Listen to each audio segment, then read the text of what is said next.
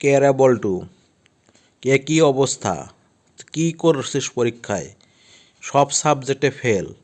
বাংলায় দেখি 10 পাইছিস, অঙ্কে দেখি 0, আর ইংরেজির কথা তো নাই বললাম। এ অবস্থা হলো কি করে তোর? আমার কোনো দোষ নেই। স্যাররা সব আবল তাবল প্রশ্ন করে। স্যাররাই তো বোঝে না কি প্রশ্ন করবে, এর লাগে আমি উত্তর দিই নাই। অঙ্কে প্রশ্ন করছে, এক হালি ডিমের দাম যদি 12 টাকা হয়, তাহলে 1 ডজন ডিমের দাম কত? কোন স্যার, বাজারে কি এখন ডিম 12 টাকায় হালি পাওয়া যায়? এর লাগে আমি উত্তর দেয় নাই স্যার। বুঝেছি, তুই ছাত্রের চেয়েও বড় বেশি পণ্ডিত হয়ে গেছিস। যাই হোক, গতকালে যে পড়া দিছিলাম সে পড়া পড়ছিস? যদি পড়ে থাকিস তাহলে আয় নতুন পড়া শুরু করি আজকে থেকে। যাক, আজকে বিজ্ঞানের থেকে পড়া শুরু করি। বল, উদ্ভিদ কাকে বলে?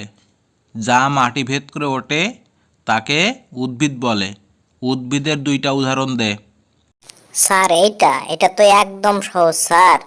সাপ আর কেউসা হচ্ছে উদ্ভিদ স্যার, কারণ সাপ আর কেউসা মাটি ভেদ করে ওঠে স্যার। সাপ আর কেউসা উদ্ভিদ? আমি আমার বাপের জন্মও এরকম কোনো উদাহরণ শুনিনি। তো এই যদি হয় তোর বেরেন, তাহলে তুই তো সমাজে তো ফেল করবি, বিজ্ঞানও তো ফেল করবি। ঠিক আছে, এবার ইংরেজি থেকে একটা প্রশ্ন করি, একটা ওয়ার্ড মিনিং বল। বল, গো ডাউন মানে কি? স্যার, গো ডাউন মানে হচ্ছে নিচে যাওয়া।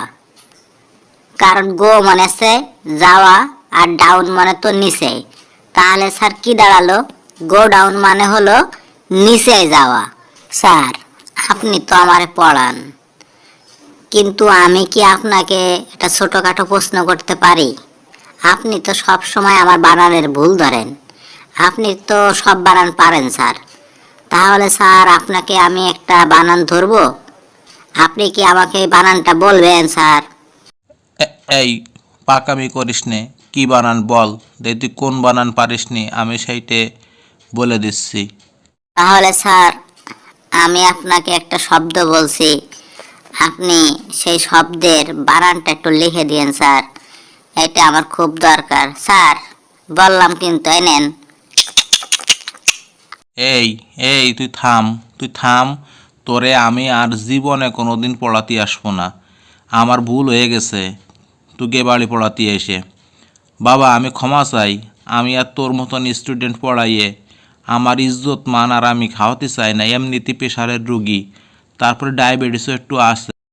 স্যার, আমি জানতাম আপনি এই বানান পারবেন না।